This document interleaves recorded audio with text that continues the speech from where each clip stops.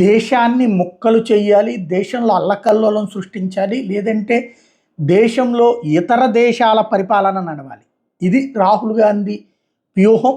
లేదా అలాంటి వ్యూహాలు పన్నేటటువంటి డీప్ స్టేట్ చేతిలో పావుగా మారాడు తన పవర్ కోసం అన్నటువంటి విషయం స్పష్టంగా కనబడుతుంది.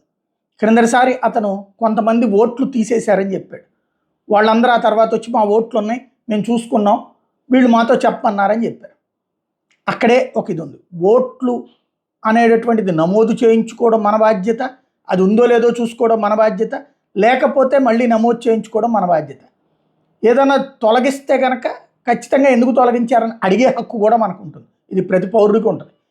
ఇవి సహజ సిద్ధమైనటువంటి అంశాలని ఒక భూతద్దం వేసి చూపించి, మైక్రోస్కోప్లో నుంచి చూపించి ఏదో అక్రమాలు జరిగినాయి అంటే క్రిందటిసారి చెప్పినటువంటిది చెప్పిన రోజున హడావిడి జరిగింది. పబ్లిక్ నిజమేనేమో అని నమ్మినటువంటి పరిస్థితి వాస్తవం. ఆ తర్వాత ఒక్కొక్క అంశం బయటపడ్డాక రాహుల్ని పట్టించుకోవడం మానేశారు. ఈ దఫా మాట్లాడితే యాంటీ మోడీ శక్తుల మీడియా తప్పించి ఎవరు పట్టించుకోలేదు. ఎందుకంటే అతను మాట్లాడుతున్న దాంట్లోనే క్లారిటీ లేదు. ఒకటి, ఇప్పుడు నిన్న చెప్పుకొచ్చినటువంటి వాటిలో కూడా విచిత్రం ఏంటంటే అతను చెప్పుకొచ్చింది అలంద్ అసెంబ్లీ నియోజకవర్గంలో కాంగ్రెస్ పార్టీ, అలంద్ అసెంబ్లీ నియోజకవర్గంలో 6,000 ఓట్ల దాకా తేడా వచ్చిందన్నాడు. అక్కడ కాంగ్రెస్ పార్టీ గెలిచింది.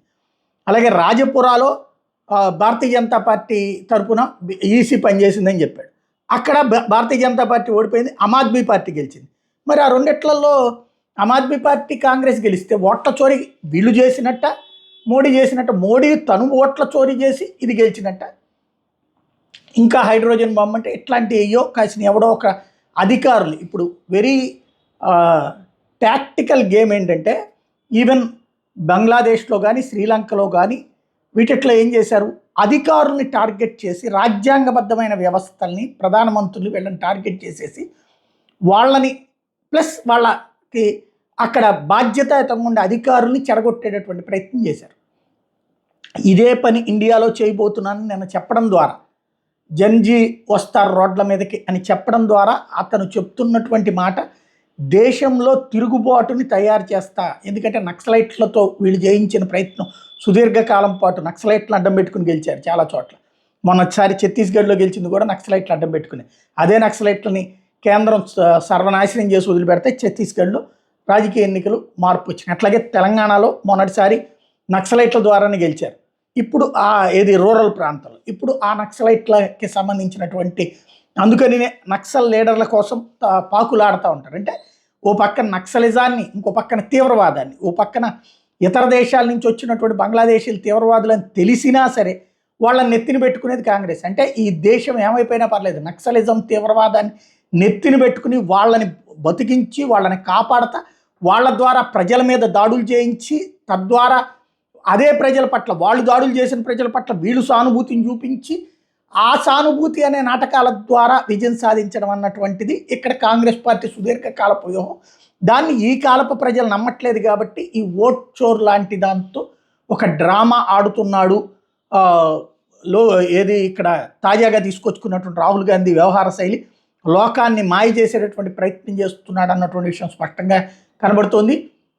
భారతదేశ ప్రజలు ఒకటే గుర్తుపెట్టుకోవాలి, ఈ కుట్రలకి కనుక బలైతే శ్రీలంక లాగా ఎవడో ఒకటి మీద ఆధారపడి బతకాలి, బంగ్లాదేశ్ లాగా ఎవడో ఒకటి మీద ఆధారపడి బతకాలి, అక్కడ ఉద్యోగోపాధి అవకాశాలు సర్వనాశనమైన ఈ వ్యవహారాల తర్వాత నేపాల్ లాగా ఎవడో ఒకటి మీద పడి బతకాలి. అంటే మనల్ని మళ్ళీ తీసుకెళ్ళి పరాన్న బుక్కులుగా మార్చేటటువంటి ప్రయత్నం చేస్తున్నాడు. ఒకప్పుడు ఈ దేశ బంగారాన్ని అమ్ముకుని తాకట్టు పెట్టుకుని బ్రతికే పరిస్థితి తీసుకొచ్చింది ఇదే పార్టీ.